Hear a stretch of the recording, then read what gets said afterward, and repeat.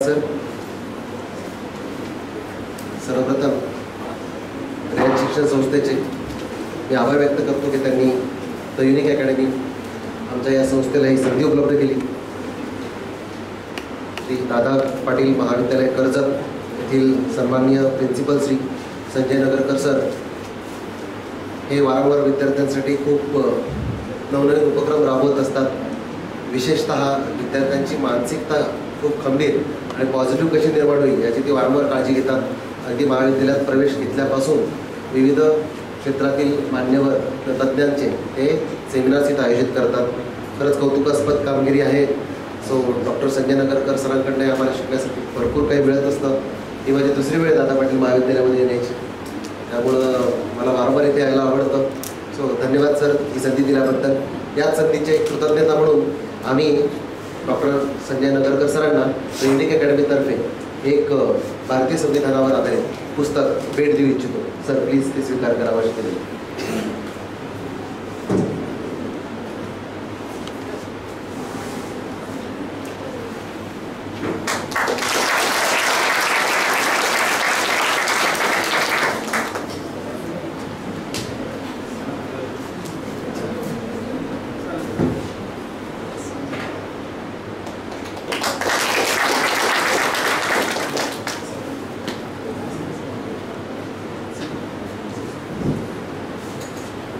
धन्यवाद.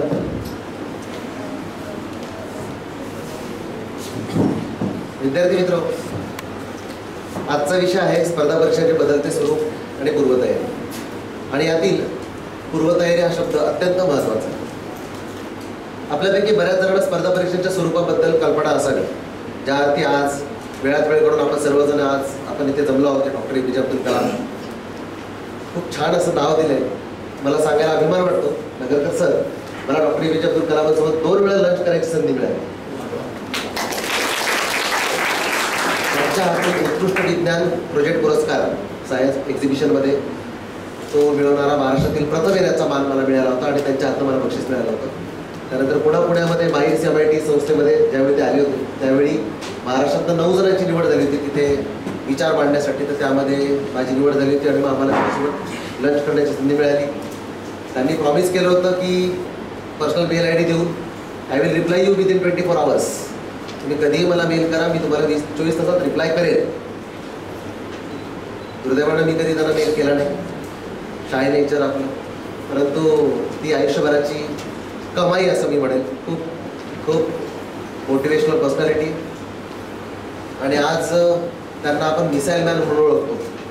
परंतु विद्यार्थी मित्र, डॉक्टर APJ अब्दुल कलाम हे मिसाईल मॅन म्हणून ओळखले गेले नसते जर त्यांनाही एक शिक्षक भेटले नसते.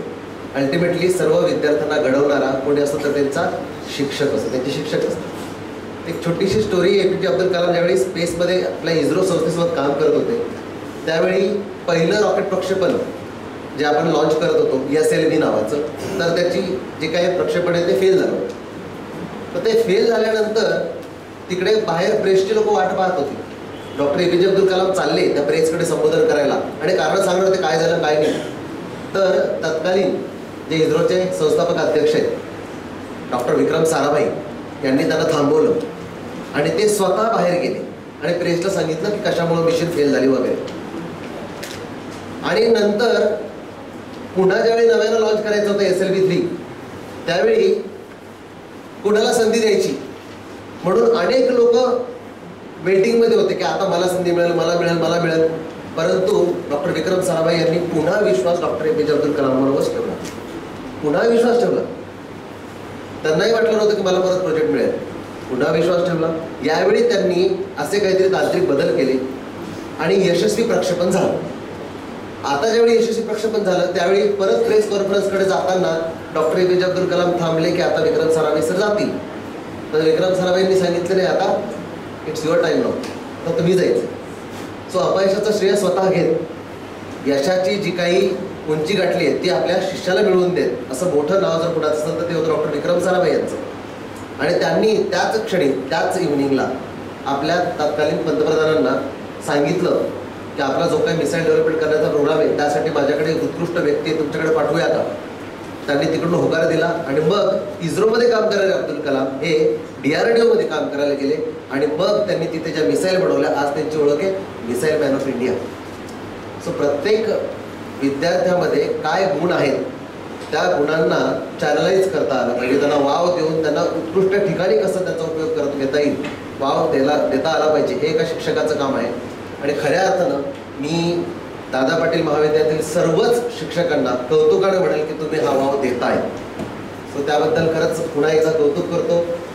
मी मागची अनेक वर्ष वेगवेगळ्या कार्यक्रमाचे टायटल्स बघतो सोशल मीडियावर आणि इतर अनेक ठिकाणी की खूप चांगले चांगले कार्यक्रम इथं आयोजित झालेली आहेत. इव्हन मला वाटतं खूप सुंदर व्याख्यान मला सुद्धा आयोजित झालेली आहे.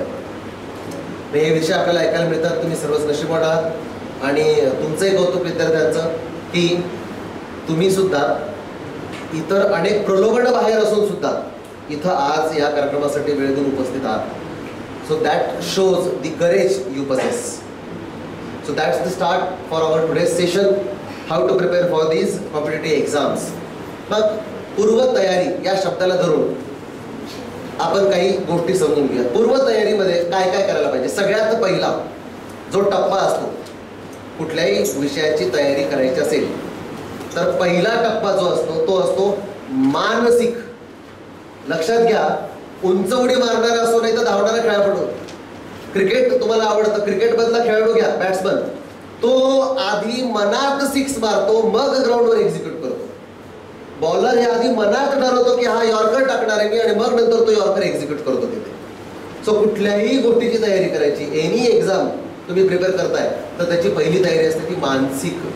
तुम्ही मानसिकरित्या फर्म पाहिजे. दोलायमान परिस्थिती नको. जर तरच्या परिस्थितीला इतिहासामध्ये कधीही अर्थ प्राप्त होत नाही. इतिहासात जर तरला महत्व नाही. तुम्ही बघा इथे निर्णय क्षमता खंबीर आहे. तर तेव्हा पहिली तयारी मानसिक म्हणजे काय. मग पहिला टप्पा जो सांगतो पूर्वतयारीचा तो मानसिक म्हणजे नेमकं काय की why should I prepare for this exam. मला ही खरंच स्पर्धा परीक्षेची तयारी करायची आहे का. हो तर त्यामागचं कारण काय. Why should I prepare for this exam. की बा हा करतोय अमुक करतोय म्हणून मी करायची. काही जणांचं असतं अरे वा सरकारी नोकरी आहे. सरकारी नोकरी म्हणजे काय, आयुष्यभराचा छान जॉब, बस त्यासाठी करायची आहे. तर नेमकं कारण काय. What is exactly the thing that motivated you. कुठल्या गोष्टीनं तुम्हाला स्फुरण चढलं की नाही मला या क्षेत्रात यायचंय, ती गोष्ट गंभीर आहे. मल्टिपल रिझन्स आहेत. मी आता तुम्हाला का तयारी करावी स्पर्धा परीक्षेची याबद्दल मी 2-3 मुद्दे सांगतो. एक, तुमच्या सर्वांना माहिती आहे सरकारी नोकरीमध्ये जॉबची शाश्वती आहे. शाश्वती म्हणजे काय. तुम्ही बघा IT सेक्टरमध्ये असं होतं, लंचला दुपारी गेलीत मुलं, लंचला गेलेत वर्कर्स, लंच करून परत आले की त्यांना मेल येऊन धडकलेला असतो की उद्यापासनं येऊ नका. आज H-1B विजाचा इश्यू आंतरराष्ट्रीय राजकारणात तुम्ही बघत असाल तर प्रचंड मोठ्या प्रमाणामध्ये धाकधुकी IT सेक्टरशी रिलेटेड. इव्हन आज 1 तारीख आहे, उद्या 2 एप्रिलला ट्रम्प नवीन धोरण काहीतरी घोषित करणार आहेत. सगळं जग वाट पाहत आहे त्या धोरणाची. त्या धोरणामुळे IT क्षेत्रावर आणखी काय परिणाम होतील वी नेव्हर नो, माहित नाही आपल्याला. सो परावलंबी क्षेत्र आहे. पण सरकारी क्षेत्रामध्ये तुम्हाला कोणीही जॉबवरून काढत नाही. ती एक शाश्वती आहे जॉबची, सिक्युरिटी. इथे तुम्हाला कोणीही जॉबवरून काढत नाही. फार तर फार होते ती बदली. सो तुलनेनं जॉब सिक्युरिटी आणि असायलाच हवी, आयुष्यभर चिंता राहत नाही. So that the first reason that make came across your mind किंवा जॉब सिक्युरिटी आहे. पण या व्यतिरिक्त आणखी काही कारण असू शकतात. Why should I prepare for this exam. दुसरं अत्यंत महत्त्वाचं कारण सांगतो. बऱ्याच जणांच्या डोक्यामध्ये असतं हे की स्पेशली बॉईज, तुमच्या डोक्यामध्ये असतं पॉवर आहे, पॉवर. स्पर्धा परीक्षा म्हटलं काय पॉवर, PSR व्हायचं, बुलेट घ्यायची आणि राडा. ठीक आहे. सो हा जो काही प्रकार असतो डोक्यामध्ये पॉवर असते, यामध्ये दुमत नसावं की यस सरकारी अधिकारी म्हटल्यावर पॉवर असतेच. But you should remember that with power comes the responsibility. जबाबदारी असते. आज घडीला विद्यार्थी मित्र, तुम्ही जी वहीच्या मागं सही करता ना तुमच्या रिकाम्या पानावरती आणि खोडतात, त्याला काडी मात्र व्हॅल्यू नाही. ती तुमच्या शिक्षकाची सहीसाठी बघा तुम्ही तरसतात. रेकॉर्ड बुक घेऊन जा, जर्नल घेऊन जा, सरांची सही पाहिजे त्याच्यावर. तेच अजून वरच्या पदावर जा, प्रिन्सिपल सरांच्या सहीसाठी लाईन लावावं लागते. तुम्ही जितक्या उंच पदावर जाता तितकं त्या सहीचं महत्त्व वाढतं. मी पॉवर काय सांगतो. जर तुम्ही UPSC परीक्षा पास झालात, एक जिल्हाधिकारी झालात, कलेक्टर, तर त्याच्या एका सहीवर संपूर्ण जिल्ह्याला सुट्टी मिळते. संपूर्ण जिल्हा काय असते याची कल्पना देतो मी तुम्हाला. आमचं आयुष्य गेलं सांग सांग भोलानाथ पाऊस पडेल काय आणि पाऊस पडून शाळेला सुट्टी मिळेल काय म्हणण्यात, पण कधी शाळेला सुट्टी दिली नाही. पाऊस पडला शाळेत सुट्टी होती नाही मिळत. काही होऊ दे तिकडं, कॉलेज सुट्टी नाही देत, शाळा सुट्टी देतच नाही. म्हणजे काही किती मोठी घटना घडली तर सुट्टी मिळत नसते. पण कलेक्टरनी एक सही केली की अख्ख्या जिल्ह्याला सुट्टी. जिल्हा म्हणजे बघा, आता आपण अहिल्यानगर जिल्ह्याबद्दल बोलतोय तर हा कुठून कुठपर्यंत आहे. तुम्ही प्रवरा नेवासा तिकडे जा, नाही तर तुम्ही राहुरीकडे जा, नाही तर तुम्ही इकडे या, कुठल्याही ठिकाणी जा, पूर्ण जिल्ह्याला सुट्टी एका सहीवर कलेक्टर डिक्लेअर होईल. इतकी पावर आहे या क्षेत्रात या पदांमध्ये. तहसीलदार झाला, पूर्ण तालुक्याचा तुम्ही प्रमुख असतात. तालुका दंडाधिकारी पण तुम्ही असतात आणि महसूल प्रमुख पण तुम्ही असतात. पूर्ण तालुक्याची इन्चार्ज असतात. लॉकडाऊनमध्ये बघा तालुक्याचे सर्व निर्णय तहसीलदार घ्यायचे. सो या प्रत्येक पदामध्ये पॉवर आहे. पण यासोबतच या पदाला एक प्रतिष्ठा प्राप्त आहे. पद, पैसा आणि प्रतिष्ठा तीनही गोष्टी तुम्हाला प्राप्त होतात आणि तुम्ही फार भाग्यवान आहात. भाग्यवान कशामुळे म्हणतो मी की पूर्वी या परीक्षांमधून होणाऱ्या भरतीवर प्रश्नचिन्ह निर्माण केले जायचे. आज तसं नाही. आज ही पूर्ण परीक्षा पद्धती ट्रान्सपरंट आहे, अगदी पारदर्शक. त्यामुळं इथे मेरिटलाच वाव आहे. इथं कुठल्याही प्रकारचं कुठल्याही इतर मार्गाने प्रवेश भरती केली जात नाही. विद्यार्थी मित्र, जसं महाराष्ट्र PSC आहे, महाराष्ट्र पब्लिक सर्व्हिस कमिशन, जसं केंद्रीय लोकसेवा आयोगाची परीक्षा असते UPSC, तसेच महाराष्ट्र लोकसेवा आयोगाची परीक्षा असते MPSC. या परीक्षा पारदर्शक आहेत. मी तुम्हाला थोडंसं कम्पेअर करून सांगतो. UPPSC किंवा हरियाणामधील राज्यातली जी काय परीक्षा आहे स्टेट सर्व्हिसेसची, ती परीक्षा होऊन गेल्यानंतर 2.5 वर्षानं काही मुलांना हॉल तिकीट आले. 2.5 वर्षाने हॉल तिकीट आले. विचार करा, परीक्षा झाली, मुलं जॉईन झाले, ट्रेनिंग झाली, प्लेसमेंट झाली आणि मग हॉल तिकीट येतात. अशी काही राज्यांमध्ये विचित्र परिस्थिती आपल्याला पाहायला मिळते. सुदैवानं आपण शिवछत्रपतींच्या महाराष्ट्र राज्यामध्ये आहोत, जिथे आजही सर्व गोष्टी पारदर्शकरित्या पार पडल्या जातात. सो ही चांगली गोष्ट आहे. इथे आपल्याला काय करायचं आहे, एक परीक्षा आणि तुमच्या पूर्ण कुटुंबाचा इतिहास, भूगोल, अर्थशास्त्र, जेवढी विषय तुमच्याकडं, समाजकारण, सगळे विषय बदलून जाणार. दशाचं रूपांतर दिशेमध्ये होऊन जाईल. पिढी बदलते. एक परीक्षा. एवढी चांगली संधी जर एक परीक्षा देते, वाय स्टुडंट आय प्रिपेअर करायला हवी. तुम्ही दुसरं कारण सांगितलं. पहिलं मी तुम्हाला सांगितलं जॉब सिक्युरिटी, दुसरं सांगितलं पद, पैसा, प्रतिष्ठा आहे. तुमच्या नावाला कसं ओळखलं जातं आहे, अमक्याची मुलगी, तमक्याचा मुलगा. तुम्ही परीक्षा पास झाला की हिचे वडील, याचे वडील, तुमच्या आई वडिलांना, घरच्यांना तुमच्या नावाला ओळखलं जातं. सो पद, पैसा, प्रतिष्ठा सर्वच गोष्टी मिळतात. आता तिसरा फॅक्टर अत्यंत महत्वाचा आहे. का तयारी करावी? बघा, मानसिकरित्या खंबीर असलं पाहिजे. माझी तयारी करण्याचं कारण फिक्स पाहिजे. एक खूप सुंदर कारण आहे, ते म्हणजे आपण सर्वजण समाजाचं देणं लागतो. तुम्ही एखाद्या वृद्ध जर म्हातारा माणूस थरथर कापतोय, हातामध्ये पेन घेऊन सिग्नलला आला तुमच्या गाडीजवळ आणि म्हणतो पेन घ्या. तुम्हाला काय वाटलं माहित नाही, तुम्ही काढले 20 रुपये दिले त्याला, तो पेन देतो, तुम्ही म्हटलं नाही, राहू द्या दादा, राहू द्या बाबा, खाऊन घ्या काहीतरी. गाडी निघून गेली तुमची. त्या क्षणाला तुम्ही केलेल्या मदतीबद्दल तुम्हाला काय वाटतंय, ही नेमकी भावना कोणती? याला मराठीच काय, जगात कोणत्याच भाषेत शब्द नाही. ही शब्दांच्या पलीकडची भावना तुमच्या मनात तयार होते. ट्रिमेंडस पॉझिटिव्हिटी तयार होते. कारण माणूस हा समाजशील प्राणी. तुम्ही एका वृद्ध व्यक्तीची मदत केली, तुम्हाला खूप खूप बरं वाटतं. विचार करा, या पदांवर ज्यावेळी तुम्ही पोहोचतात त्यावेळी तुम्ही लार्जर स्केलवर, greater good of the society, utilitarian approach करून for the greater good of society maximum लोकांचं भलं करू शकता. तुमच्या सर्वांनी कधी ना कधी डॉक्युमेंट घ्यायला, सेतू कार्यालयात गेला असेल, डोमिसाईल सर्टिफिकेट, इन्कम सर्टिफिकेट, बरोबर आहे. ॲडमिशनची तारीख असते. मी तुम्हाला उदाहरण देतो.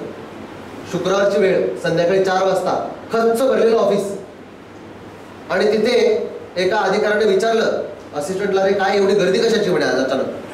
तर तसं ते फॉर्म भरणारे लोक, त्यांना डोमिसाईल पाहिजे, इन्कम पाहिजे, मुलांची ॲडमिशन आहे. पण मग एवढी का गर्दी? ऑफिसवर पाय ठेवायला जागा नाही. ते काचेच्या पलीकडून बघताय समोर. म्हणजे ते कसं आहे, शनिवार रविवार सुट्टी आहे आणि यांची सोमवार लास्ट डेट आहे, त्यामुळं ती गर्दी आहे. त्या अधिकाऱ्यानं इमिडिएट आतल्या लोकांची एक मीटिंग बोलवली, शॉर्ट मीटिंग 5 मिनिटाची, आणि त्यांनी सर्व स्टाफला रिक्वेस्ट केली की बघा लोकांचे हाल होत आहेत, आज आपण थोडा एक्स्ट्रा वेळ काम करू शकू का, थोडा उशिरापर्यंत काम करू शकू का, सरकारी नोकर आहे, फोर्स तुम्ही करू शकतो. तो म्हटला मला 6 वाजता जायचं, माझं काम संपलं, जाणार नाही, त्याला काही एवढा कारणावून काढून टाकता येत. मग त्यांनी लोकांनी होकार दिला, साहेब म्हणताय म्हटलं करू. पण ते म्हणाले मग आपण एक उद्या आणि परवा शक्य असेल तर येता येईल का, उद्याचे दिवस आपण काम करूयात का, आउट ऑफ दी बॉक्स बरं का, सुट्टी आहे तरी उद्याचे दिवस तुम्ही येऊ शकाल का, तुम्ही जर 2 दिवस आलात तर मी तुमची पुढची 4 दिवस सलग सुट्ट्या देईन. आता पुढचे 4 दिवस सलग सुट्ट्या म्हटल्यानंतर लोकांना महाबळेश्वर दिसायला लागले, तर ते तयार झाले. विन विन सिच्युएशन कशी बघा, किती चांगली परिस्थिती आहे. आज त्या ठिकाणी काय घडलं, ज्या लोकांना त्रास होत होता, डॉक्युमेंट वेळेवर मिळतील की नाही घाबरत होती, मुलं रडत होती माझं ऍडमिशन होईल की नाही, पालक ओळख काढत होत्या, करप्शनचा प्रयत्न करत होते कुठं कुठं ओळख काढून, तिथे विदाऊट करप्शन खूप छान वेळेमध्ये टाइम बाउंड प्रोसेसमध्ये सर्वांची रीतसर डॉक्युमेंट पाहून रीतसर सर्टिफिकेट्स वेळेत मिळाली, पालक खुश, काम करणारे कामगार सुद्धा खुश, यांनाही 4 दिवस सुट्ट्या मिळाल्या सलग. आणि त्या अधिकाऱ्याला बरं वाटलं की आपल्या एका निर्णयानं आपण खूप साऱ्या लोकांना काय देऊ शकलो, सुख समाधान देऊ शकलो. मी एक छोटीशी केस स्टडी सांगितली विद्यार्थी मित्र, अशा असंख्य केस स्टडीज आहेत, असंख्य, की एक अधिकाऱ्याने ठरवलं तर किती मोठ्या प्रमाणात तो बदल घडू शकतो. मग ही संधी आपल्याला कोण देतं, या पदावर जाऊ शकतो आपण या परीक्षेत. मी काय मोजकी कारण आहेत, यापैकी नेमकं कुठलं कारण तुम्हाला शोधायचं तर तुम्ही तुमच्याकडे ठेवा, की मला जॉब सिक्युरिटीसाठी जायचंय सरकारी नोकरीत, मला समाजाची सेवा करायची म्हणून सरकारी नोकरी जायचंय, काही म्हणते मला पद पैसा प्रतिष्ठा पाहिजे म्हणून सरकारी नोकरीत जायचंय. तुम्ही एक कारण निवडा. मी पुढची फक्त 2 कारणं सांगतो, आधीच्या 3 पैकी निवडायची तर निवडा, नाही तर नका निवडू, पण पुढच्या 2 कारणांसाठी कमीत कमी या पुढच्या 2 कारणांसाठी स्पर्धा परीक्षेची तयारी कराच. त्यातलं अत्यंत महत्वाचं, 5 पैकी 3 झाले, अत्यंत महत्वाचं 4थं कारण का तयारी करावी, तर तुम्ही अधिकारी नाही झालात तरी चालेल, पण या स्पर्धा परीक्षेचा अभ्यास करताना जो अभ्यासक्रम तुम्ही शिकता यातून तुम्ही एक सुजाण नागरिक घडता, देशाचे उत्तम नागरिक तुम्ही घडतात. कारण देश म्हणजे काय होती, काय फक्त भूमी नाहीये, देश चालतो म्हणजे कोण, चालवणारी माणसं आहेत. आपल्या सगळ्यांच्या खांद्यावरती हा देश चालतोय, उद्याचा सगळी पिढी तुम्ही सांभाळणार आहे उद्याचा देश, तर तुम्ही सक्षम बनाल. तुम्हाला कळलं ज्यावेळी तुम्ही इतिहासाचा अभ्यास कराल त्यावेळी तुम्हाला हे पॉलिटिशियन लोक किंवा कोणी इतर व्यक्ती झेंडे घेऊन मिरवायला लावणार नाही, गैरवापर करणार नाही तुमचा. तुम्हाला भूगोल कळा, जर जमशेदी टाटांना भूगोल नसता कळाला तर टाटा समोर नसतं उभा राहिला, भूगोलावर आखणी जमशेदपूर पासून इतर गोष्टींची. त्याला अर्थव्यवस्था कळत नाही, तो स्वतःचं घर सुद्धा चालवू शकत नाही, इतकं महत्वाचं शिक्षण आर्थिक. मी अनेक गोष्टींचा तुमचा अभ्यास होईल, तुम्हाला कळत देश चालतो कसा, बिल येतं कसं, कायदा बनतो कसा, तुम्ही एक सुजाण नागरिक घडता. सो तुम्ही अधिकारी व्हावा ना, या परीक्षेचा अभ्यास करताना तुम्ही एक चांगले नागरिक घडता म्हणून तयारी. आणि 5वं त्याहीपेक्षा महत्वाचं कारण, त्याहीपेक्षा महत्वाचं यामुळे म्हणतो मी भारतभर फिरतोय, अनेक वेगवेगळ्या ठिकाणी कार्यक्रम होतात, महाराष्ट्रात तर खूप ठिकाणी मला संधी मिळतेच, परंतु दुर्दैव बघा माझ्या महाराष्ट्राचं, भारतातला सर्वात मोठा शेअर मार्केट कुठला, शेअर बाजार कुठला बॉम्बे स्टॉक एक्सचेंज, मुंबईचा. किती वाजता सुरू होतो, किती वाजता बंद होतो. निफ्टी म्हणजे काय हो, निफ्टी एनीवन किसी को पता है, कॉमर्स कोण आहे, कॉमर्स असो, व्हॉट एव्हर इट इज.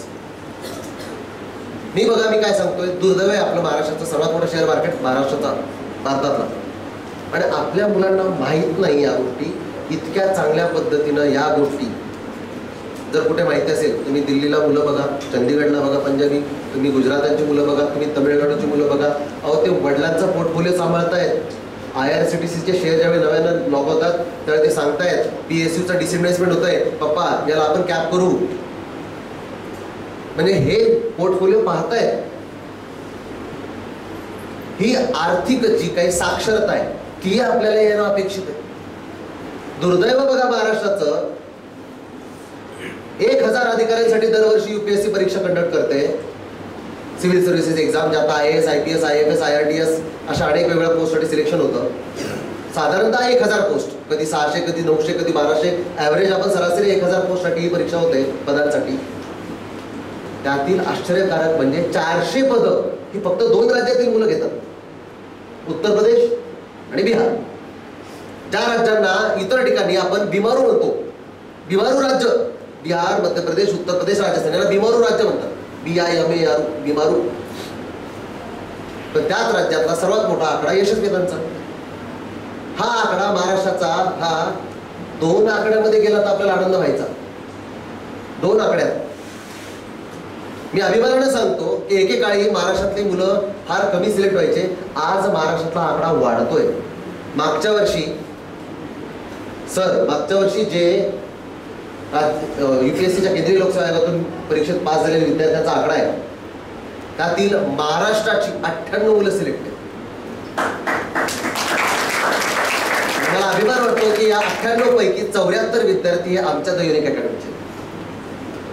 हे काय फक्त मार्केटिंग करण्यासाठी सांगत नाही, मी हे सांगतोय की कुठंतरी महाराष्ट्रात टक्का आणखी वाढणं अपेक्षित आहे. कारण we are the most develop state in India. आर्थिकदृष्ट्या असो, GST भरण्यामध्ये असो, उत्पन्नामध्ये असो, मॅन्युफॅक्चरिंगमध्ये असो, इव्हन एक्सपोर्ट्स रिलेटेड असो, we are the most develop state in India. मग आपला किती मोठा आकडा असायला हवा. आपण मागं का पडतो वी डोंट नो. धजत नाही आहेत मुलं, धजत. एखाद्याला म्हटलं कलेक्टर या शब्दाचा मजा पडत आपल्याकडे. एखादा अभ्यास करायला तू कलेक्टर होणार आहे का? होणार आहे ना. एवढं हे करून ठेवलंय ना या पदांना की नाही ती परीक्षा आपण नाही द्यायचं. का द्यायचं त्याला? मी आणखी एक दुर्दैव सांगतो. तुम्हाला ऑस्ट्रेलिया देश माहिती आहे? ऑस्ट्रेलिया देशाची जी लोकसंख्या आहे ना, तेवढी लोकसंख्या, जितकी लोकसंख्या ऑस्ट्रेलिया देशाची, तेवढी लोक सध्या भारतात रेल्वेत बसलेली आहेत. रेल्वेत बसलेली, हा स्टॅटिस्टिकल आकडेवारी. इतकं मोठं जाळ आहे भारतीय रेल्वेचं. ही भारतातली नाही, आशियातली नाही, जगातली सर्वात मोठी रिक्रुटमेंट एजन्सी आहे. सर्वात जास्त एम्प्लॉयमेंट देणारी एजन्सी आहे भारतीय रेल्वे. आणि रेल्वेत मराठी माणूस शोधून दाखवा. दुर्दैवी वारंवार शब्द का वापरतोय? 10वी 12वी पास पासूनच्या वेगवेगळ्या पद आहेत, 8वी पासूनचे पद आहेत रेल्वेमध्ये. नॉर्थ इंडियन लोक आहेत, साऊथ इंडियन, तेही भारतीयच येतो. त्यांना मी काय दुमत देत नाहीये. मी काय कुठला प्रादेशिक पक्षाचा अजेंडा राबवत नाही इथे भारतामध्ये भांडण लावून. माझा उद्देश की आपला मराठी माणूस कधी पुढे जाईल. अवेअरनेस नाही आपल्याकडे. इतक्या मोठ्या पदांवर भरती केली जातात. दरवर्षी 30,000 एकटी SBI PO भरते. क्लेरिकल मध्ये हजारोनी पोस्ट निघतात. अनेक बँकांमध्ये संधी असते. अनेक बँकांमध्ये कितीतरी क्लेरिकलच्या पोस्ट निघत असतात. रेल्वेत असते. स्थानिक स्वराज्य संस्थेमार्फत पद भरती केली जाते. जिल्हा परिषद मार्फत केली जाते. महानगरपालिका करतात, नगरपालिका करतात. हेच काय तर सरळ सेवा भरती केली जाते विविध विभागांमार्फत. हेच काय या व्यतिरिक्त तुम्ही बघितलं तर कमाईची परीक्षा आहे, STI, PSI, ASO. हेच नाही तर त्याच्यावर तुम्ही गेलात तर तुम्हाला राज्यसेवेची परीक्षा, राज्यसेवा परीक्षा अंतर्गत तुम्हाला डेप्युटी कलेक्टर, DC ज्याला म्हणतो आपण, deputy superintendent of police, DYSP, त्यानंतर मुख्याधिकारी, कक्षाधिकारी, शिक्षणाधिकारी, ह्या अशा अनेक पदांवर जाता येतं. 32 पदांचा समावेश येतात. आणि UPSC ज्यासाठी आपण आजचं सेशन ठेवलंय त्या UPSC अंतर्गत प्रचंड परीक्षा आहे. UPSCची कंबाईन मेडिकल सर्व्हिसेस वेगळी आहे, ACFO वेगळी आहे, तुमची PFOची परीक्षा वेगळी आहे, PF डिपार्टमेंटची, तुमची CAPF वेगळी आहे, CRPF वेगळी आहे, CDS वेगळी आहे. अनेक घटक आहेत त्याचे. त्यातली एक सिव्हिल सर्व्हिसेस एक्झाम, अशा अनेक आहेत. त्यातली एक सिव्हिल सर्व्हिसेस एक्झाम आहे ज्याच्यातनं 22 पदांसाठी सिलेक्शन होतं. IAS, IPS, IAS, IAS, Indian audit and account service, Indian defence account service, अनेक वेगळ्या पदांसाठी सिलेक्शन होतं. इतक्या मोठ्या प्रमाणावरती जागा उपलब्ध असतात आणि त्या पारदर्शक आहेत. फक्त आपण एक धजत नाहीये. तो न्यूनगंड बाजूला काढा. मी होऊ शकतो का हा प्रश्न जगात इथून पुढे कुणालाही विचारायचा नाही. तुझे आहे तुझं पाशी, ते म्हणतात ना, अगदी तसं. आपला निर्णय आपल्याकडे. फक्त तुमचं एक कारण कन्फर्म करा. मी 5 कारण सांगितले. थोडंसं रिवाइज करूया. पहिलं कारण मी सांगितलं तर का करायची तयारी, जॉब सिक्युरिटी. दुसरं पद, पैसा आणि प्रतिष्ठा आहे. तिसरं सामाजिक उत्तरदायित्व निभावू शकतो आपण. चौथं तुम्ही सुद्धा नागरिक घडता. आणि 5वं की खूप मोठ्या प्रमाणावर पदांची भरती होतीये, तर मी का नको जायला तिकडं? उगाचच बोर्ड ओढत बसायचं, बेरोजगारी वाढली आहे, जॉबच नाही, मीच काय करू? सो हे 5 कारण. एकदा का तुम्ही मानसिकरित्या पूर्वतयारीमध्ये सर्वात मोठं काय मी म्हटलं ना, सिक्सर मारणार, डोक्यात सिक्सर मारतो, मग थोडं 6 एक्झिक्यूट करतो. पहिले मनात फिक्स करा मला या पदावर जायचं. मग बघू ना काय होतं. युपीएससी नाही झाला, कुठंतरी खाली लटकाल. एक विद्यार्थी सर युपीएससी नाही होऊ शकला आणि जवळजवळ 9 वर्षानंतर संघर्ष केला त्याने खूप, आणि खूप त्रास झाला त्याचा आयुष्यभर. अनेक वेगळ्या यातना त्याने भोगल्या. शेवटी त्या सिलेक्शन झालं तलाठी पदावर आणि आज खूप खुश आहे. कारण त्याचाच रूममेट जेव्हा युपीएससी झाला होता, तो पश्चिम बंगाल केडरमध्ये काम करतोय, आई वडिलांपासून दूर आहे. हा त्याला म्हणतो हो मी तलाठी आहे, पण आई बाबाजवळ आहे, गावात आहे, नात्या गोत्यात आहे, माणसात आहे. तिकडं तुझा बंगला काय करतो? मी वावरात आहे. वावर येतो, गमतीचा भाग वेगळा. परंतु प्रत्येक पदाला एक मान सन्मान आहे. प्रत्येक गोष्टीकडे पाहण्याचा एक आशावादी दृष्टिकोन असावा. नाही तुम्ही युपीएससी झाला तर इतर कुठल्या तरी पदांवर जाल. सो तयारी करायची. एकदा का मनात कन्फर्म झालं, पूर्व तयारीचा पहिला टप्पा आपण ओलांडतो. पहिले निश्चित करा मनात की मला हे का करायचं. Once done and said, let's move to the second part of our session. When should I prepare? ठीक आहे, आता ठरलं सर आता करायची काय, मला PSI व्हायचं, की मला STI व्हायचं, किंवा मला डेप्युटी कलेक्टर व्हायचं, राज्यातच राहायचं, किंवा मला UPSCत व्हायचं, IPS व्हायचं, IAS व्हायचं. मग एकदा ठरलं की मग आता पुढं काय? कधी करू तयारी? Wien should I prepare? दुसरा टप्पा पूर्व तयारीचा म्हणजे वेन, कधी करायची तयारी. या जगाच्या पाठीवर आपलं नाव जर कोरायचं असेल तर माणसाच्या अंगामध्ये 6 गुण असावेत, असं संस्कृत सुभाषित सांगतं. उद्यमम साहसम धैर्य बुद्धी शक्ती पराक्रम. हे 6 गुण पाहिजे आपल्या जगाच्या पाठीवर नाव कोरायला. काही गुण लहानपणी मुलांमध्ये असतात, चंचलतांपासून उद्यमता. काही गुण वयस्कर लोकांमध्ये असते. परंतु सगळीचे सगळी गुण आता या वयात तुमच्यामध्ये असतात. हे नीट ऐका पुढचं वाक्य. हे तुमचं घडण्या किंवा बिघडण्याचं वय आहे. घडण्या किंवा बिघडण्याचं वय आहे. जितक्या लवकर तुम्ही ठरवाल मला हे व्हायचंय, तितका चान्स जास्त आहे की तुम्ही त्या पदावरती चांगल्या पद्धतीने विराजमान व्हाल. अर्ली बर्ड, लवकर निर्णय घेणे. आपल्याकडे निर्णय कसे घेतात मुलं, मुली पण. स्वतःची कापडं सुद्धा स्वतःच्या आवडीने घेत नाही. हा कसा दिसतोय तो, हे हा वगैरे, हा वाटतोय का चांगला, त्याला घालायचं आहे का? ज्याला घालायचं आहे त्यानं पाहावा, ज्याला आवडला त्यानं पाहावा, त्याचा कम्फर्ट त्यांनी पाहावा. नाही, निर्णय क्षमता दुसऱ्यावर अवलंबून. मग इथे अत्यंत महत्वाचा फॅक्टर काम करतो, लवकर निर्णय घेणे. फार महाराष्ट्राच्या बाहेर जगाची उदाहरणं द्यायची गरजच नाहीये, महाराष्ट्रातले उदाहरण देऊया. अखंड महाराष्ट्राचा आद्य दैवत छत्रपती शिवाजी महाराज वयाच्या 16व्या वर्षी किल्ला घेतला. तुमचं वय काय आज? वॉइस काय वय? 20. आता जर 6-6 फुटाच्या धिप्पाड सरदारांना हरवायला जर तुम्हाला पाठवलं किल्ला सोडून, चढायचा किल्ला, वर लढायचा, ताब्यात घ्यायचा, तुम्ही अर्ध्या किल्ल्यात गेलो, धाप लागणार तुम्हाला. आज वयाच्या 16व्या वर्षी निर्णय घेतला, मी महाराष्ट्रामध्ये काय घेईल, स्वराज्याची स्थापना करेन. कमी वयात निर्णय घेतला आणि घडून दाखवलं. सचिन तेंडुलकरांचं उदाहरण घ्या. त्यांच्या वडिलांची कविता त्यांना सिलेबसला होती आणि हे नापास झाले.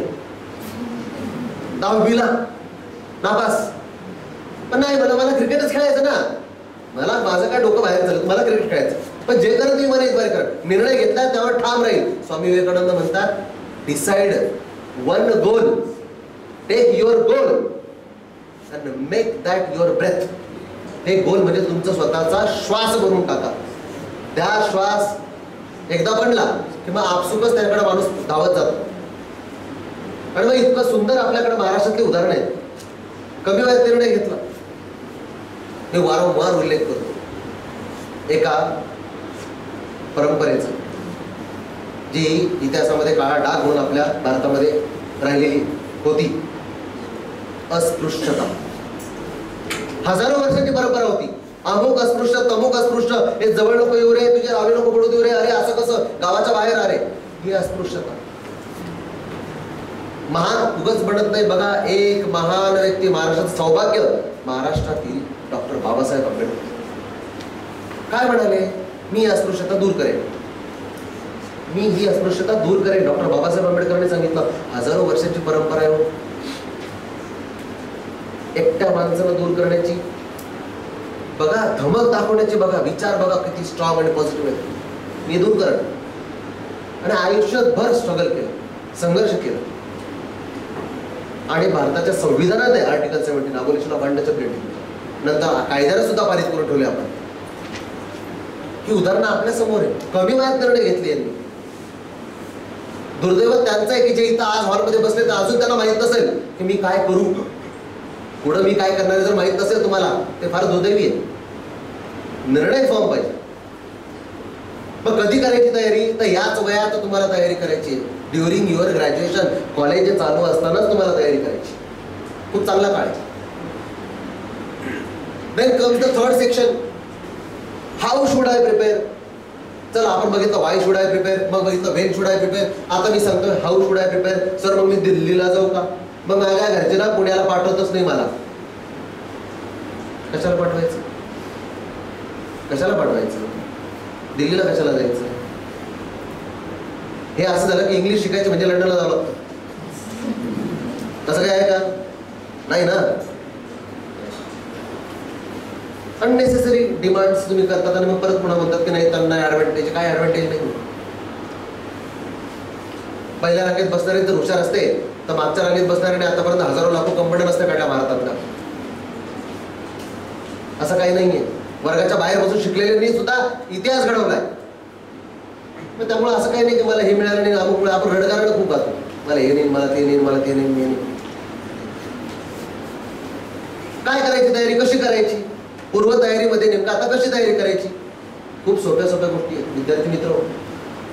सर्वप्रथम आपण जे पद ठरवलं म्हणाल की मला या पदावर जायचंय, त्यासाठी कोणती परीक्षा द्यायची आहे, त्या परीक्षेची माहिती समजून घ्या. स्वरूप कसं आहे त्या परीक्षेचं. If you started thinking preparing about UPSC, मग UPSC परीक्षा काय आहे? केंद्रीय लोकसेवा आयोगाची परीक्षा. हां, कसे असते तिचे टप्पे? पूर्व परीक्षा, मग मुख्य परीक्षा आणि मग मुलाखत. मग टप्पे कसे असतात, किती मार्कांचे असतात. त्यानंतर मग तुम्ही समजून घ्या मला MPSC करायची तर MPSC परीक्षा कशी असते.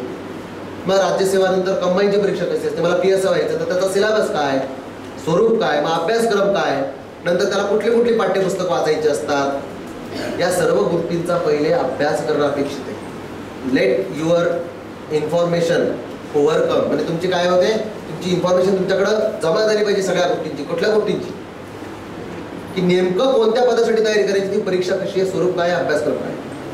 आज आम्ही द युनिक अकॅडमी तर्फे तुम्हाला या तीनही गोष्टी देऊन जातो. UPSC असो, MPSC असो, कंबाईन असो. कुठल्या परीक्षेचं स्वरूप कसं आहे, पूर्व, मुख्य, मुलाखत, किती मार्कांची, कधी असते परीक्षा, साधारणतः काय असतं परीक्षा स्वरूप देऊ. त्यानंतर प्रत्येक परीक्षेमध्ये जो अभ्यासक्रम आहे तो अभ्यासक्रमही देऊ.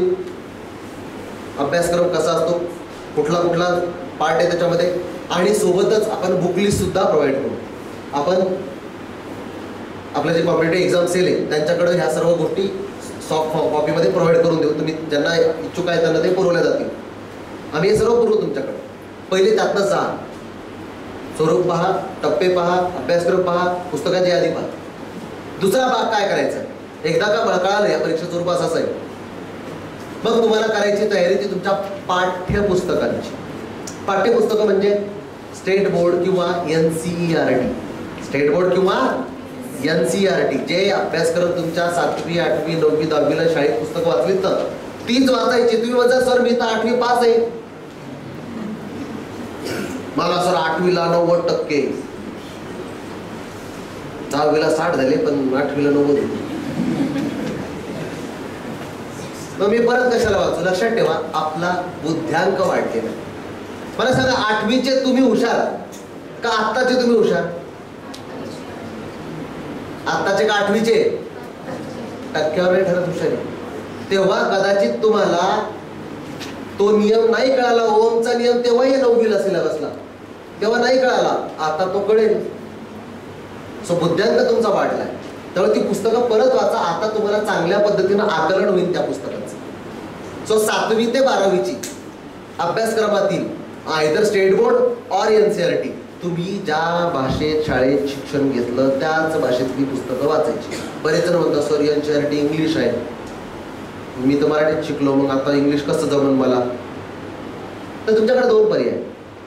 एक तर अनुवादित NCERTs मिळतात. आज आपला बुक स्टॉल लागला बाहेर. आपल्या दैनिक अकॅडमीने NCERTचा सारांश जो आहे 7वी ते 12वीच्या पुस्तकाचा तो मराठीत उपलब्ध करून दिला आहे. तो तुम्हाला इथं बाहेर सेमिनार झाला की तुम्ही पुस्तकाच्या केंद्राला भेट द्या, तिथे तुम्हाला ही पुस्तकं पाहायला मिळतील. किंवा दुसरं म्हणजे तुम्ही ज्या भाषेत शिकला त्याच भाषेत पुस्तक वाचा. जो नियम मराठीत आहे तोच नियम इंग्रजीमध्ये, त्याचा अर्थ फक्त भाषा बदलली तरी नियम तोच राहतो. त्यात काय फार बदल होत नाही. कारण न्यूटनचा ग्रॅव्हिटीचा नियम मराठीत वेगळा आणि इंग्लिशमध्ये वेगळा आहे का? तो तोच आहे. तर ज्या भाषेत शिकला त्या भाषेतली पुस्तक वाचा. अत्यंत चांगली आनंददायी बाब तुमच्यासाठी म्हणजे महाराष्ट्र सरकारनं जे पाऊल उचललंय आता ते खूपच स्वागतार्ह आहे. आजपर्यंत UPSCची परीक्षेचा सिलेबस वेगळा होता आणि MPSCच्या परीक्षेचा सिलेबस वेगळा होता, अभ्यासक्रम वेगळा होता. त्यामुळं मुलं एकतर MPSCची तयारी करायचे नाहीतर UPSCची करायची. आता या सरकारने दोन्हीचा अभ्यासक्रम, पॅटर्न, स्वरूप सर्व काही सेम करून टाकलं. सो तुम्हाला 2 एक्झामची तयारी करायचीच नाहीये. You can only prepare for 1 common exam. एकच सिलेबस, एकच अभ्यास पद्धती, त्याचाच अभ्यास करायचा तुम्हाला. UPSC आणि MPSC सेम सिलेबस. त्यामुळे होईल काय आता की महाराष्ट्राचा टक्का केंद्रात पण वाढेल. UPSC मध्ये केंद्रातही वाढेल आणि केंद्रात जो तयारी करत होता त्या महाराष्ट्रीयन विद्यार्थ्याला जर केंद्रात यश नाही आलं तर त्याला पर्याय म्हणून महाराष्ट्रामध्ये त्याच पॅटर्नवर तशीच एक्झाम द्यायची. आणि यातली सगळ्यात आनंदाची बाब म्हणजे हे सगळं काही तुम्ही मराठीतूनच करू शकता. इंग्रजीही करू शकता पण मराठीत करू शकता. तुम्हाला ज्या भाषेत आवडतं त्या भाषेमध्ये तुम्ही उत्तरलेखन करू शकता. त्यामुळे इंग्रजीचा भाव करायची गरज नाही. खूप साधी सोपी गोष्ट आहे. मग आपण बघितलं कशी तयारी करावी. डिसिजन फॉर्म केला, परीक्षा निवडली, मग तिचा अभ्यास केला पद्धतीचा, मग तिचा अभ्यासक्रम पाहिला, मग बुकलिस्ट पाहिली, नंतर 7वी ते 12वीची पुस्तकं वाचायची. मग पुढं काय करायचं. विद्यार्थी मित्र, तुम्ही नशीबवान आहात की तुमच्याकडे कॉम्पिटिटिव्ह एक्झाम सेल सुद्धा आहे आणि महाविद्यालयाचे कार्यक्रम पण घेत आहे. आम्हाला अशी कुठली माहिती महाविद्यालयात तर सोडाच. आमचं ग्रॅज्युएशन झालं कम्प्लीट, त्यानंतर मी जॉब करत होतो PMT मध्ये. PMT म्हणजे पुण्यातली नाही, PMT means product management training in Sanofi Aventis pharmaceutical एका कंपनीत जॉब करत होतो. तेव्हा कुठं एका सिनियरच्या चर्चांमधून लक्षात आलं. मग कळलं स्पर्धा परीक्षा काय असते, कशी असते, कशी तयारी करायची त्याची. मग हळूहळू माहिती घेत घेत आम्ही इकडे वळालो या क्षेत्राकडे. तुम्हाला हे सगळं आत्ता कळतं. You are early bird. लवकर तुम्हाला सगळ्या गोष्टी मिळत आहेत. सो एकदा का तुम्ही पाठ्यपुस्तक वाचले की नेमकं पुढं काय करावं तर तुमच्या स्पर्धा परीक्षा विभागाच्या संपर्कात राहा. ते तुम्हाला पुढच्या अभ्यासक्रमासाठी काही गोष्टी अवेलेबल करून देतील. मग ते लायब्ररीमध्ये पुस्तकं अवेलेबल करून देतील, पुढच्या काय काय करायचं मार्गदर्शन करतील. त्यामुळे आत्तापासूनच पुढे नेमकं काय काय करायचं शेवटच्या टप्प्यापर्यंत हे नको सांगायला. तुम्ही त्या तुमच्या मेंटॉरच्या संपर्कात राहा, जे तुमचे स्पर्धा परीक्षा विभागाचे प्रमुख आहेत, जे स्पर्धा परीक्षा विभाग पाहतात त्या सर्व शिक्षकांच्या संपर्कात राहा. ते तुम्हाला इथून पुढचं मार्गदर्शन करू शकतील. त्यामुळे स्पेसिफिक मी नाही सांगणार, पण मी काही कॉमन गोष्टी तुम्ही करू शकता त्या नक्की सांगेन. फार नाही, एक 3-4 कॉमन गोष्टी तुम्ही करायच्या आहेत. जसं पुस्तक वाचलं सांगितलं मी NCERT, तशा अजून 3-4 गोष्टी नक्की करा. त्यातली क्रमांक एक म्हणजे तुम्ही परीक्षा मराठीत लिहा अथवा इंग्रजीमध्ये, डझंट मॅटर, पण स्वतःची इंग्रजी भाषा सुधरवा. इंग्रजी ही काळाची गरज आहे. तुम्हाला माहिती आहे भारताचं IT क्षेत्र जगात क्रमांक 2ला गेलं प्रचंड मोठ्या प्रमाणामध्ये. आपण आज काय नॉलेज आउटसोर्सिंग करतोय, स्किल आउटसोर्सिंग करतोय, बिझनेस प्रोसेस आउटसोर्सिंग करतोय, KPU BPU इतक्या मोठ्या प्रमाणात आपल्या सर्व्हिसेस आउटसोर्स करतोय जगात. आपण सर्व्हिस सेक्टर एवढं वाढलं. त्याचं मूळ असे काय असेल तर भारतातले लोक मल्टीलिंग्वल आहेत. मल्टीलिंग्वल. आपल्याला तुम्हाला हसू येईल, अमेरिकेतल्या माणसाला जर तुम्ही भेटले ना आत्ता तर अमेरिकेचा माणूस हात जोडून तुमच्या समोर, कारण त्यांनी काही केलं तरी त्यांना एकच भाषा येते, इंग्लिश. ते हात जोडतात. तुम्हाला घरी वेगळी भाषा बोलतो म्हणतात तुम्ही. आपण जर त्यांची इंग्लिशमध्ये बोलतो, त्यांना जर कळलं की आपण घरी वेगळी बोलतो, त्यांना आश्चर्य वाटतं. कसं काय, हाऊ ऑन अर्थ तुम्हाला 2 भाषा येतात, मेंदूत 2 भाषा बसल्या कसं काय? आपल्याला किती येतात? मराठी, हिंदी, इंग्लिश. काही जणांच्या घरी अजून चौथी असते. कुणी बंजारा असेल तर अंड्यावरती राहणारा बंजारा भाषा असते. जळगाव खानदेशमध्ये गेलं तिकडं तर ऐरणी भाषा असते. मारवाडी भाषा आहे घरामध्ये बोलायला. सो बोली भाषा आहे की अजून. आणि त्यात आपल्या भाषेचे वर्जन आहेत, वर्जन. असं म्हणतात दर 200 किलोमीटरला झाडं आणि भाषा बदलते. दर 200 किलोमीटर झाडं बघा तुम्ही रस्त्याने जाताना, 200 किलोमीटर पार करा, तुम्हाला रस्त्यावरची झाडं बदललेली आणि भाषा पण बदललेली दिसते. परंतु किपिंग इट अपार्ट, लक्षात ठेवा, इंग्रजी काळाची गरज, इंग्लिश डेव्हलप कराच. आता ग्रामीण भागातील विद्यार्थी बऱ्याचदा कंप्लेंट करतो की सर ना बाकी सगळं मान्य हो तुमचं, पण हे काय होईना नाही, ते इंग्लिशचे काही जमत. ते आता पुढं काय करतात, ते आमच्या शाळेत इंग्लिशला मास्तरच नव्हते. सर नव्हते असं नाही म्हणतात, मास्तर नव्हतं एकेरी बोलले. वर पुढं काय म्हणणार, इंग्लिश, ते इंग्लिश स्कूलला नाही शिकलो मी, CBSEला, मी मराठी माध्यमात शिकलो, झडपीला, आम्हाला काय इंग्लिश येणार, असं काही नसतं. शिकणे ही मानसिक कृती आहे, मानसिक कृती आहे. शिकणं तुम्ही शारीरिक आहे का? अभ्यास तुम्ही शिकणं ही कुठली कृती आहे, शारीरिक आहे का मानसिक आहे? मानसिक आहे. इथं आहे सगळं. इथं विराट कोहली म्हणतो का, अरे बापरे शोएब अख्तर बाउन्स टाकणार, मी कसं करू? येणाऱ्या प्रत्येक परिस्थितीला तोड द्यायचं असतं. तसं इंग्रजी ही काळाची गरज तुम्हाला डेव्हलप करायची. I don't want to praise myself, but let me give an example. मी ज्या शाळेत शिकलो ती शाळा अस्तित्वात नाहीये, ती पाडली गेली 7वी पर्यंत ज्या शाळेत होतो. मला 8वीला जरा वासरत नगडी काय शाळेने म्हणून मला सर्वकडे सांगितलं सिटीतल्या शाळेत टाका. मग मी सिटीतल्या शाळेत गेलो 8वीला. सिटीतल्या शाळेत गेल्यानंतर पहिल्या दिवशीच मला शिक्षकांनी उठून 5 वाक्य सांगायला सांगितले इंग्लिशमधले. 5 वाक्य. तिथं कशाचा प्रॉब्लेम होता? शब्दांचा. वाक्य नाही येत. त्यांनी असं बाजूच्या बेंचवरचं पुस्तक घेतलं आणि समोर ठेवलं, वाच म्हणे. माझं बॅड लक की ते सायन्सचं पुस्तक निघालं, सेमी इंग्लिशवाल्या मुलाचं. मी मराठी माध्यमातून शिकून आलो, शहरात पहिल्यांदा आलो, शहरातल्या सिटीतल्या शाळेत. तर काय इंग्लिशचं सायन्सचं पुस्तक इंग्लिशमध्ये आलं. मला म्हणजे वाच, आणि मी वाचलं. मला आधी आठवत, काय आठवत काय, टेप ऑफ मटर. नाही कळलं? टाइप्स ऑफ मॅटर हे शब्द मी वाचले होते. टेप ऑफ मटर. बघ तुम्ही शब्द विचारू नका माझं. Substance, substance. Should, cooled. आणि जेव्हा मी नटी ओंडल म्हटलं ते म्हणे बस नॅशनल. नॅशनलला मी वाचलं नटी ओंडल. आला कुठून म्हणतो, आला कुठून? येत नाही, येत नाही, त्याला काय करणार? बसवलं. त्यानंतर अजून 2 तास होणार होते, 45 मिनिटाचे, आणि मग नंतर ब्रेक, इंटरव्हल.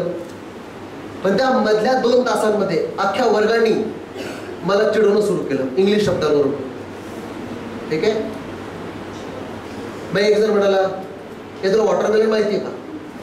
मी आपली दाखवली, कारण नवीन शाळेत चालू शहरात मला वॉटर बॉटल दिली होती. हे तुला वॉटरमेलन माहिती का? वॉटर बॅग वाटली मला सांगता नाही. आणि त्या दिवशी माझं एक नाव पडलं, मला वॉटरमेलन म्हणून चिडवायला लागलं. म्हणजे मी बाहेर चालू काही वॉटरमेलन. तुमच्यापैकी काही जण आता मी बाहेर गेला की वॉटरमेलन. आणि ते 2 तास कसे कसे गेले. मी इमिडिएटली सुट्टीमध्ये सरांकडे गेलो, आमच्या सावळे सर. आज ते हयात नाही, त्यांच्या मुलाशी मी कायम संपर्कात असते. मी आजन्म ऋणी आहे त्यांचं. मी त्यांच्याकडे गेलो आणि त्यांना म्हटलं सर मला इंग्रजी सुधारायची. मग मला म्हणे अशी नसती सुधारत, त्याला शब्द पाठ करावं लागतात. म्हटलं करीन.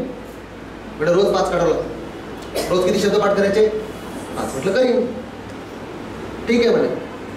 म्हटलं कशातून करायची? मला ठीक आहे जाय. म्हटलं कुठून? त्यांनी मला एक डिक्शनरी दिली. सांगितले 5 शब्द पाठ करायचे. पहिले टिक करून द्यायचे, 5 शब्द पाठ कर. दुसऱ्या दिवशी टिक करायचे. नंतर त्याने टिक करणं सोडून दिलं. पहिले गेलं की ते पाठ घ्यायचे 5च्या 5. 10-15 दिवसानंतर गेलं की मग ते 2 किंवा 3 विचारायला लागले. महिन्याभरानंतर ताठी केले ना, हा ओके ओके. 6 महिन्यानंतर ताठी येऊ नको तू. पण त्या दिवशीच्या 8वीच्या माझ्या त्या शाळेतील पहिल्या दिवसापासून 12वी पर्यंत कुठलाच दिवस आड नाही आला की मी 5 शब्द पाठ नाही केले. कुठलाच दिवस नाही आढळला. उद्या गणिताचा पेपर तरी माझे इंग्लिश शब्द 5 पाठ करणं चालूच असायचं. कुणाचं लग्न, कुणाचं मयत, कुणाचं सुद्धा काही कशाचीच, इव्हन माझा वाढदिवस पिढीस काहीमध्ये नाही. 5 शब्द पाठ करायचे ना, करायचे बस. काय करायचं तुम्हाला? इंग्रजी सुधारायची.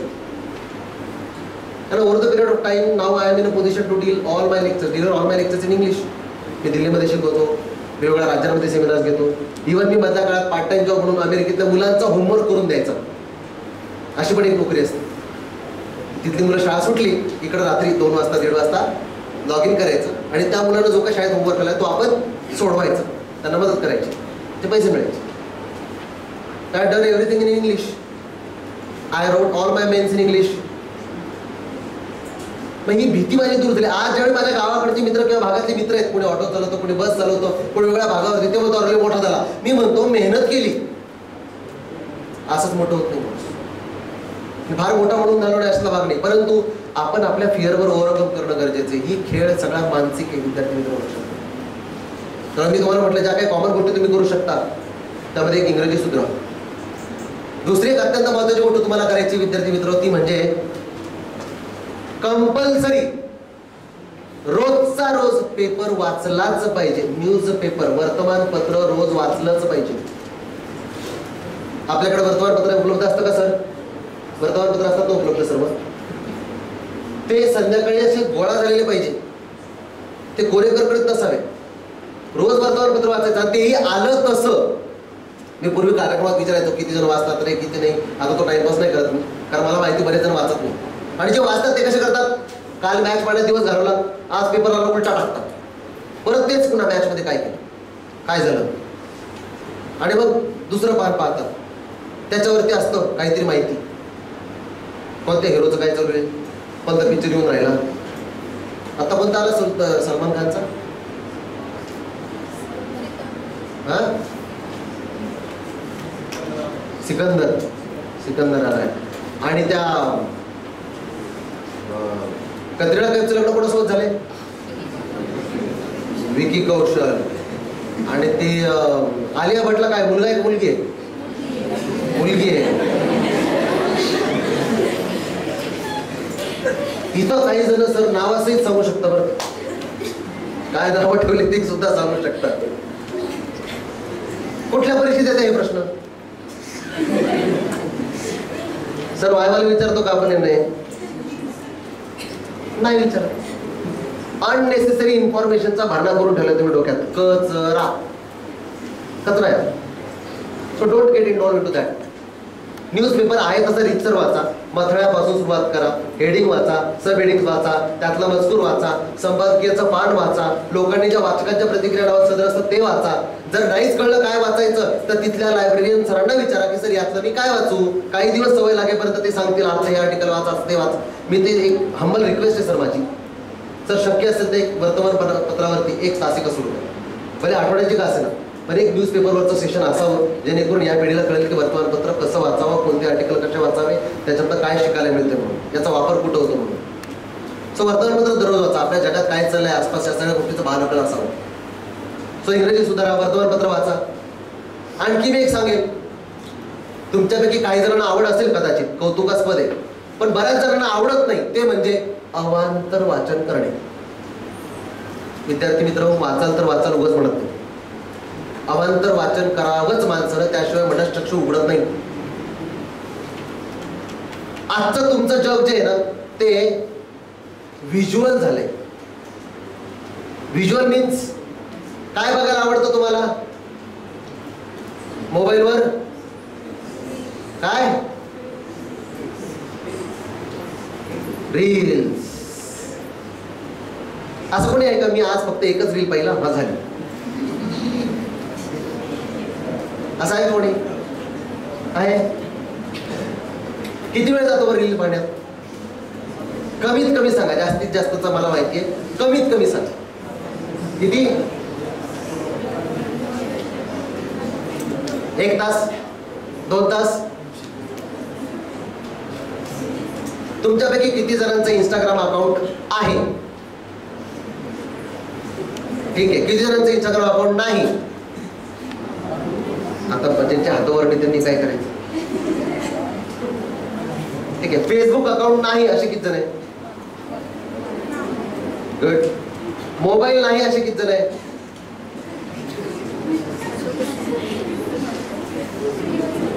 गुड. छोटा मोबाईल असं कोण आहे? स्मार्टफोन नाही आहे, अँड्रॉइड वगैरे, आयफोन अँड्रॉइड नाही, असं छोटा आहे कोणी? तुम्हाला मी एक फॅक्ट सांगतो. फॅक्ट. स्टॅट्स आवडतं ऐकायला? स्टॅट्स मी खरं तर सायबर सिक्युरिटीमध्ये सांगत असतो, पण तुम्हाला एक फॅक्ट सांगतो. विद्यार्थी मित्र, आपण 100 वाचलं की 40 लक्षात राहत असतं. किती लक्षात राहतं?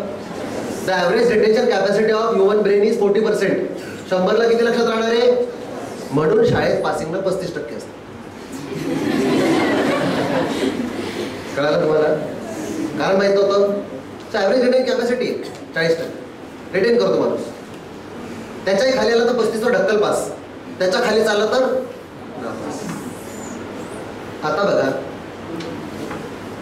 हा जो मोबाईल नावाचा तुमचा सर्वात मोठा शत्रू आहे, कोण आहे?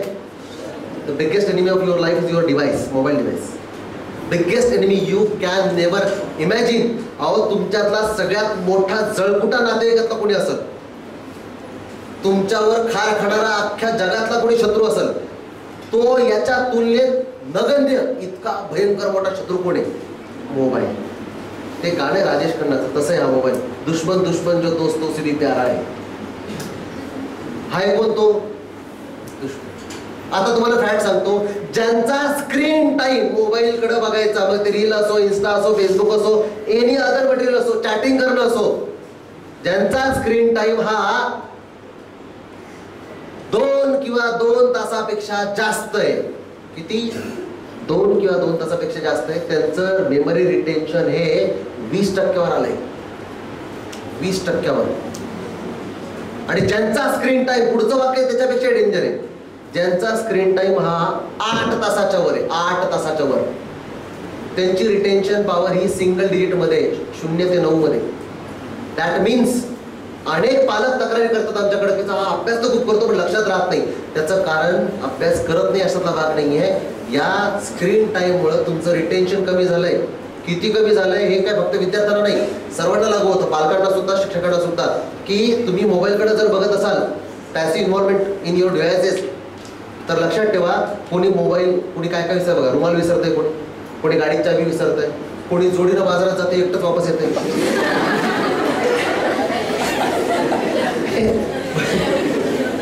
नशीब दुसरी जोडी आणत नाही. गमतीचा भाग वाटतो आपल्याला, परंतु हे भयंकर दुष्परिणाम आपण भोगतोय. आणि हे मोठ्यांसोबत होत असेल तर त्यांचा बेडा पार पडलाय. विद्यार्थी मित्र, तुम्हाला अजून खूप साऱ्या परीक्षा द्यायच्यात. आधीच अभ्यास कमी करताय, त्यात वाचलेलं जर विसरून गेलं तर काय करणार? तर यापासून दूर राहा. सोशल मीडियाची तुम्हाला काळी मात्र आवश्यकता नाही. That's not infotainment, that's entertainment. त्यामुळे त्यापासून दूर राहा. आणि शेवटची एक गोष्ट, बाकी तुम्ही जगात काही करो वा न करू, एवढं एक शेवटचं करा, ते म्हणजे सुसंगती सदा घडो, सृजन वाक्य कानी पडो. You are the average of 5% with whom you spend maximum time of your day. म्हणजे तुम्ही ज्या 5 व्यक्तींसोबत तुमचा दिवसाचा जास्तीत जास्त वेळ घालवता, तुम्ही तसेच होता. बॉईज, तुमच्या आसपास 5 जण जर शिवीगाळ देणार आहेत, शिव्या देणार आहेत, तुम्ही सुद्धा शिव्या देणारे बनणार. तुमच्या आसपास 5 जणी शिक्षकांना मागे नाव ठेवणारे, तुम्ही सुद्धा नावच ठेवणार. नातेवाईकांच्या टीका करणारी लोक तुमच्या घरात आहेत, तुम्ही नातेवाईकांना टीका करणार. पण मोठे स्वप्न पाहणारे तुमच्या आसपास 5 जण आहे, तर तुम्ही सुद्धा मोठे स्वप्न पाहणार. तुमच्या आसपास एनर्जेटिक 5 लोक आहेत, तुम्ही सुद्धा एनर्जेटिक व्हाल. त्यामुळे लक्षात ठेवा, आपल्या सभोवतालची आपण ज्याच्यासोबत राहतो ती 5 जण मोजून मापून निवडा. आणि जर चांगली ढंगाचे लोक आपल्या आसपास नसेल तर गरज नाही, 5 चांगली पुस्तकं निवडा. कारण तुम्ही एक वेळ अधिकारी नाही झाला चालेल, तुम्ही एक वेळ पैसे नाही कमवले तरी चालेल, तुम्ही एक वेळ गाडी बंगला काही नाही कमवलं तरी चालेल, पण तुम्ही एक चांगले नातेवाईक, चांगला मुलगा, चांगली मुलगी, चांगला भाऊ, चांगली बहीण, चांगला नातेवाईक जरी बनलात तरी ती खूप मोठी उपलब्धी या जगामध्ये. मला असं वाटतं आपण आज जे ऐकलं यामधनं तुम्हाला व्यक्तिमत्व विकासासाठी सुद्धा काही गोष्टी लाभदायक ठरल्या असतीलच, परंतु माझा खरा उद्देश आहे की तुम्ही स्पर्धा परीक्षांमध्ये यावं, संधीचा लाभ घ्यावा, महाराष्ट्राचाही टक्का वाढवावा, घराचीही प्रगती करावी आणि स्वतःलाही कुठेतरी प्रूव्ह करून दाखवावं आणि त्यासाठी सातत्यानं मेहनत घ्यावी अशी मी आशा बाळगतो. मला संधी दिल्याबद्दल पुन्हा एकदा आभार मानतो मनपूर्वक. Thank you very much. खूप धन्यवाद सर. खऱ्या अर्थाने या विद्यार्थ्यांच्या डोळ्यात अंजन घालण्याचं काम आपण केलं की